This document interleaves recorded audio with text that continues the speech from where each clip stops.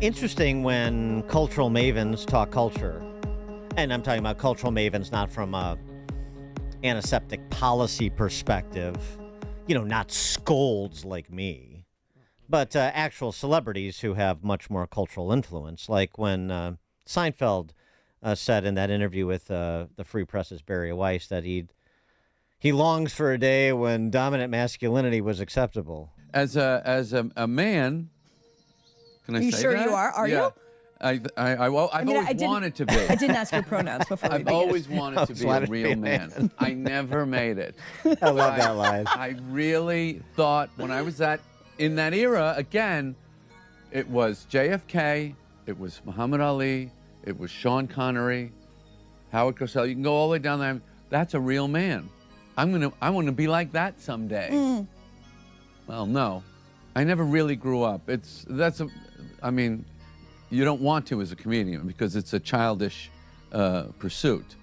But I miss a dominant masculinity. Yeah, I get the toxic thing. I get it. But still, I like a real man.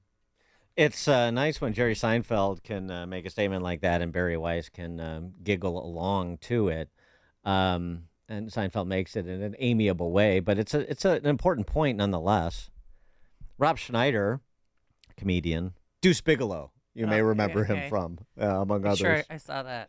Among other classic works of art. No, but Schneider is more overtly conservative than Seinfeld is, for certain.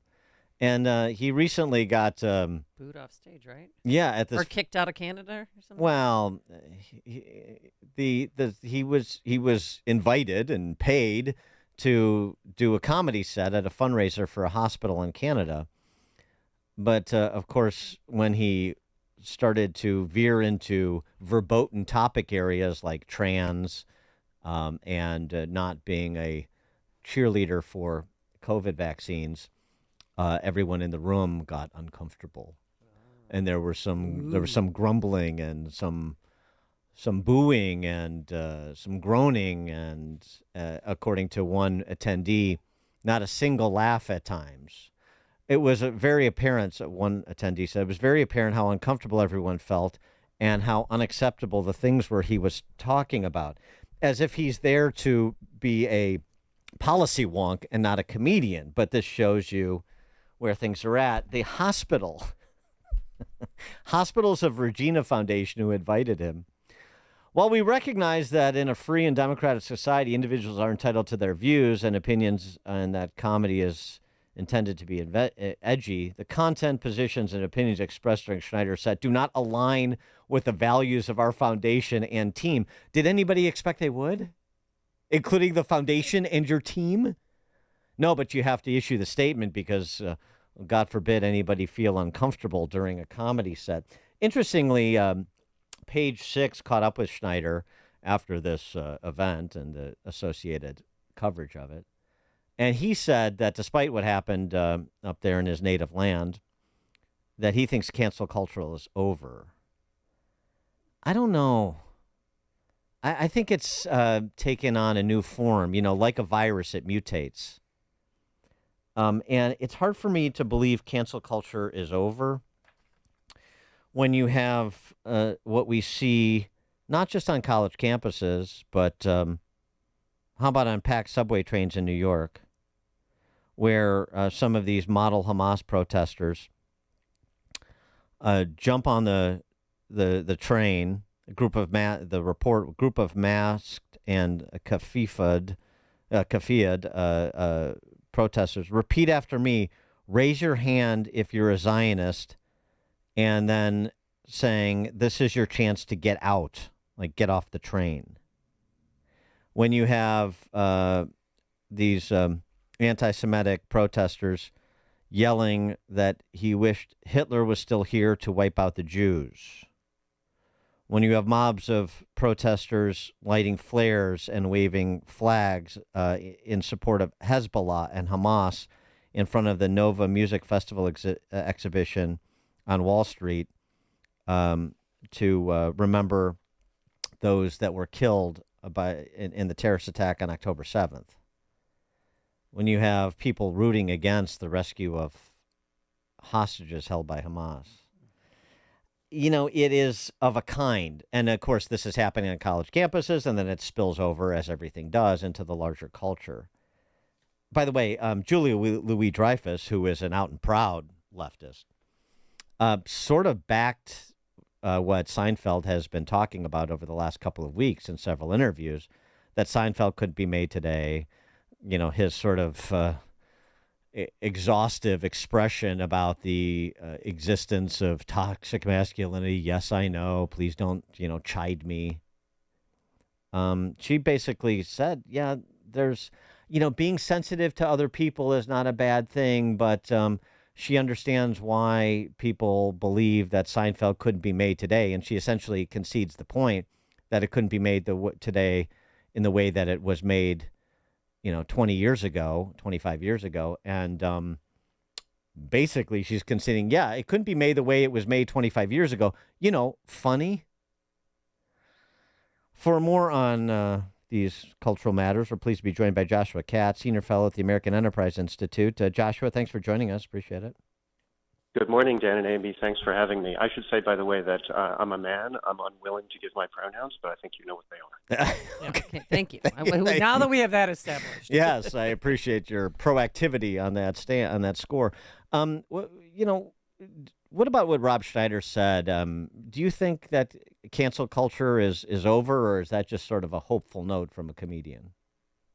Well, I suppose that I had the hopeful feeling before October 7th, and after October 7th, I don't have that feeling or any positive feeling at all.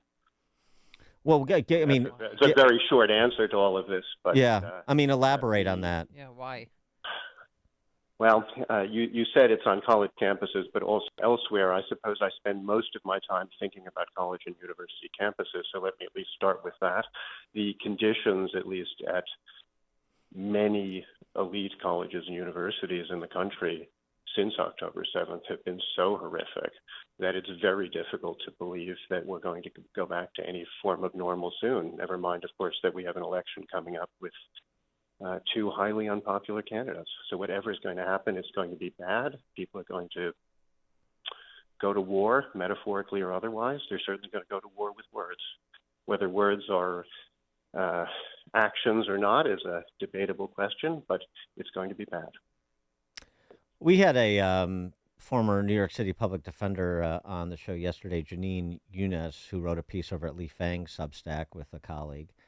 And, she's coming from the left, and I think she said she's half Palestinian when we talked to her in terms of her ethnic background. But she said, she basically made the argument you're probably hearing as well, is that, both sides, the old both sides argument, that we saw some Israeli student on the campus of UCLA act in an aggressive way towards a protester, and we're seeing a push by people like Ron DeSantis to silence Palestinian, pro-Palestinian protesters on campuses in Florida.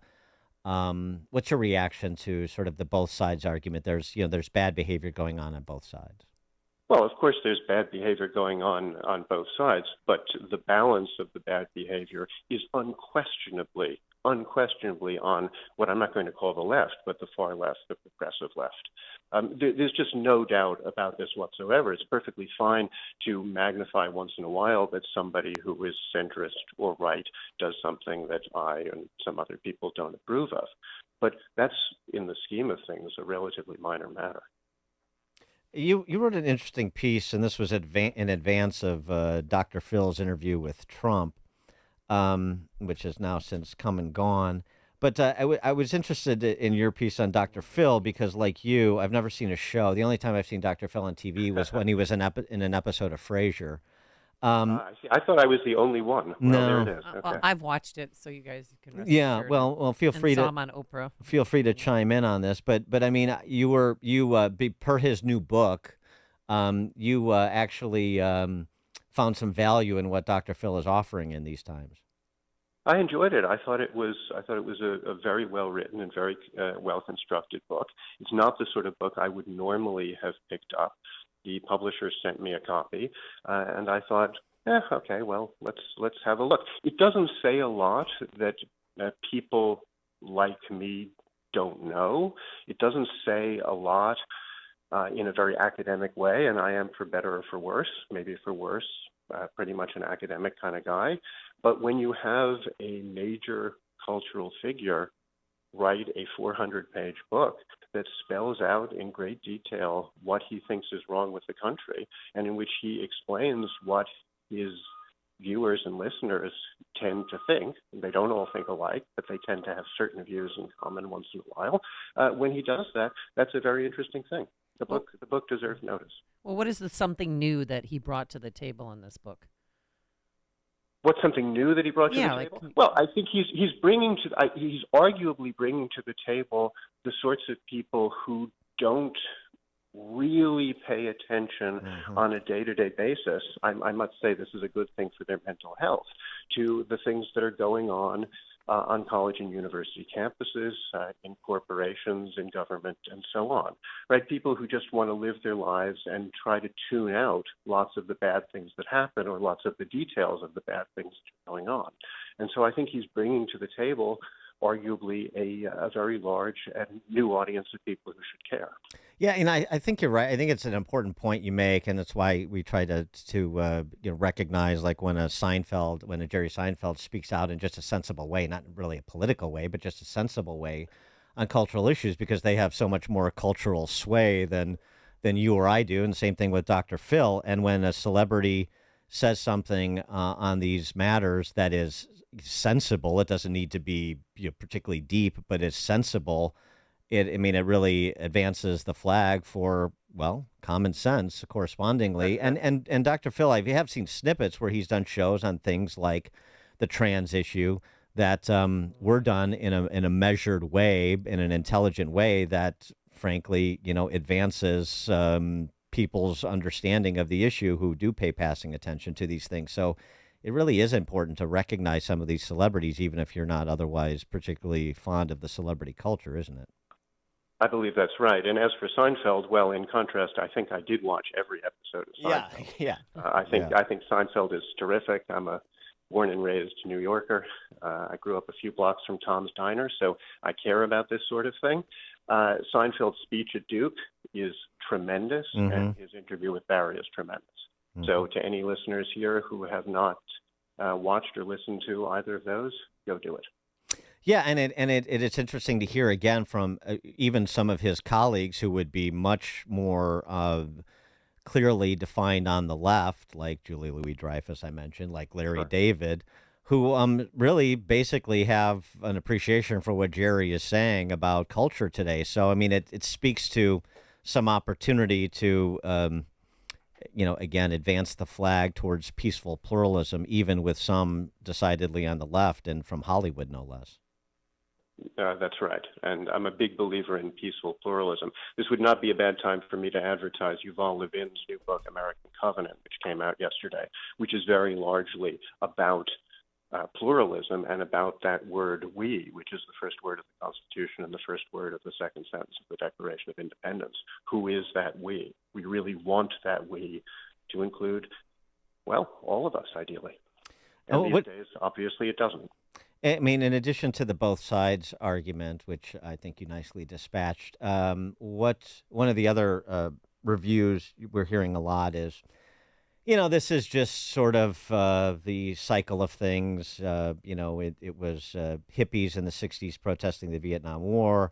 Now it's, young people protesting the war in Gaza. And this is just a cyclical thing. What do you say to that?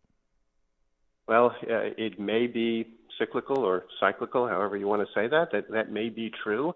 But what's happening now is, I think, in many ways different from what happened in the 60s, and not in a good way. In blunt terms, the SDS people and people like that in the 1960s actually had genuine belief in and intellectual knowledge of the history behind causes. They really, truly, I believe, wanted to make the world better. Not the most extreme ones, perhaps, but many of the ones. I won't call them allies because I think they were actually sincere, true believers. These days, by contrast, it's all about social media. It's all about preening. It's all about performance. And I think there are very few true believers. The really dangerous people are all the ones who are out there marching, who actually have no idea what's going on, but they just want to show up on social media and cosplay terrorists.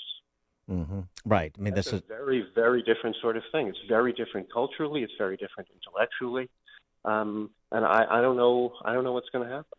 I mean, there were many bad things that came out of the problems in the 60s, but there were some good things too. It's hard for me to see a lot of good things that are going to come out of this. Yeah, I think that's an important observation because we sort of, see these people who are interviewed who don't know what from the river to the sea means. What's the river? What's the sea? I have no idea. I'm just here because I was, this is popular. And you say, well, these are just useful idiots and they'll grow out of it. Well, useful idiots have done a lot of damage in a lot of places over the years. There are a lot of people who go along to get along with a lot of grotesque barbaric conduct, and don't be so quick to just sort of laugh at these useful idiots, dismiss them, and say, well, they'll grow out of it. Absolutely. They're also being embedded on college and university campuses and in some companies by the higher-ups, by the professors, by the middle management, in some cases by the senior management. So these are people who are not 16, 17, 18, 19, 20, 21 years old. These are people who 20 years ago, I suppose I would have said, yeah, they'll graduate and they'll grow out of it. And they didn't grow out of it. On the contrary, they grew into it, and they're now aiding and abetting. Joshua Katz, Senior Fellow at the American Enterprise Institute. Joshua Katz, thanks for joining us as always. Great to be here. Thanks. Thank you. And he joined us on our turnkey.pro answer line. It's what Chicago is talking about. It's Chicago's Morning Answer with Dan and Amy on AM 560. The Answer. If you're purchasing or selling a home, call Team Hochberg, your trusted local lender. Today, meet Chris, first-time homebuyer who called Rocket Mortgage. Bad move. Rocket's online lender didn't return Chris's calls, so she contacted Rocket's recommended realtor, who was equally as worthless. Chris called me for help because she was overwhelmed. I answered Chris's questions and put her mind